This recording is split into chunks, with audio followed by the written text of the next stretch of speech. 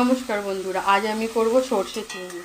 তো আমি চিংড়িগুলোকে টোয়াগুলো দেখালাম না, বড় হয়ে যাবে বলে একেবারে ধুয়ে কেটে আমি ভাজা বসিয়ে দিয়েছি। তো আমার চিংড়ি মাছের সর্ষে চিংড়ি দেখতে হলে আপনারা আমার সঙ্গে থাকুন ও আমাকে সহযোগিতা করুন। তো এই দেখুন, চিংড়ি মাছটাকে আমি একটু লাল করে ভেজে নেবো, ব্রাউন করে তো ভাজা হচ্ছে। মশলাটা আমি দেখিয়ে দিই। সর্ষে বেটে নিয়েছি, আদা রসুন জিরে বেটে নিয়েছি, কয়েকটা কাঁচা লঙ্কা আর পেঁয়াজ। এত পেঁয়াজ দেবো না, এর থেকে আমি অল্প পরিমাণে পেঁয়াজ দেবো। তো আমি উপকরণগুলো দেখিয়ে দিলাম। তো আমি আবার চিংড়ি মাছ ভাজার কাছে ফিরে আসি। তো চলুন, আমার চিংড়ি মাছটাকে আমি ভেজে নামিয়ে নিই। বন্ধুরা দেখুন, ভাজা হচ্ছে। চিংড়ি মাছটা আমি দেখুন লাল লাল করে ভেজে নিয়েছি একদম। আবার আমি কড়াতে তেল দিয়ে দিয়েছি। এবার তার সঙ্গে আমি দেবো 2-4টে কালো জিরে। এবারে আমি দেবো কাঁচা পেঁয়াজ। আমি কাঁচা পেঁয়াজটাকে ব্রাউন করে ভেজে নেব। তো চলুন, পেঁয়াজটাকে আমি ব্রাউন করে ভেজে নেব। প্লিজ বন্ধুরা, ভিডিও দেখার সময় একটা লাইক অতি অবশ্যই করবেন। আর সাবস্ক্রাইব করে কেন আনসাবস্ক্রাইব করে দিচ্ছেন বন্ধুরা? তো সবাই সাবস্ক্রাইব করে আমার পাশে থাকুন। আর আমার ভিডিওগুলো কেমন হয় প্লিজ কমেন্ট করে জানাবেন আপনারা। তো চলুন, আমি পেঁয়াজটাকে লাল লাল করে ভাজতে থাকি। পেঁয়াজটাই দেখুন আমার লাল লাল ভাজা হয়ে গেছে। এবার আমি মশলার সঙ্গে একটু জল মিশিয়ে দিয়েছি, এটা আমি ঢেলে দেব। এবার আমি দেব টমেটো কুচি।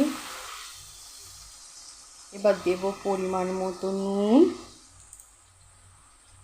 এবার দেব 1/2 চামচ হলুদ গুঁড়ো। এবারে আমি দেব 1/2 চামচ লঙ্কা গুঁড়ো। আপনারা চিনি দিলেও দিতে পারেন। এবার এটাকে আমি মিক্সড করব। নামাবার সময় সর্ষে বাটার জলটা আমি দেবো। তো চলুন, এটাকে আমি ভালো করে মিক্সড করে নিই। আঁচের ফ্লেমটা আমার একটু কমানো আছে, বাড়িয়ে দিই। এই দেখুন, তো মশলাটাকে আমি পুরো গ্রেভি করে নিই। মশলাটা আমার গ্রেভি হয়ে গেছে, মশলা থেকে তেলটাও ছেড়ে দিয়েছে। চলুন, এবার আমি সর্ষে বাটা জলটা দিয়ে দেবো। আপনারা ছেঁকে নিতেও পারেন, আমি ওপরে ওপরে জলটা নিয়ে নেবো। এই দেখুন, খোসাগুলো একটা দুটো হয়তো যাচ্ছে। এই দেখুন, খোসাটা রয়ে গেছে।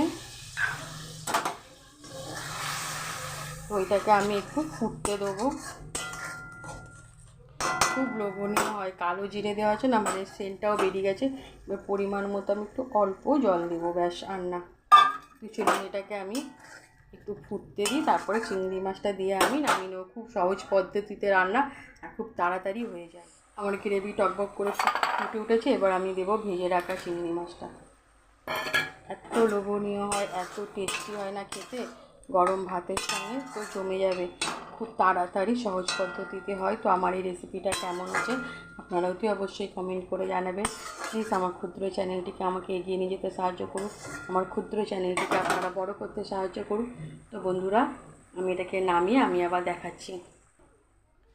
তো আমি কড়া থেকে নামিয়ে নিচ্ছি। আমার সর্ষে চিংড়িটা কেমন হয়েছে আপনারা কমেন্ট করে বলবেন। সবাই ভালো থাকুন, সুস্থ থাকুন বন্ধুরা। টাটা, জয় গুরু।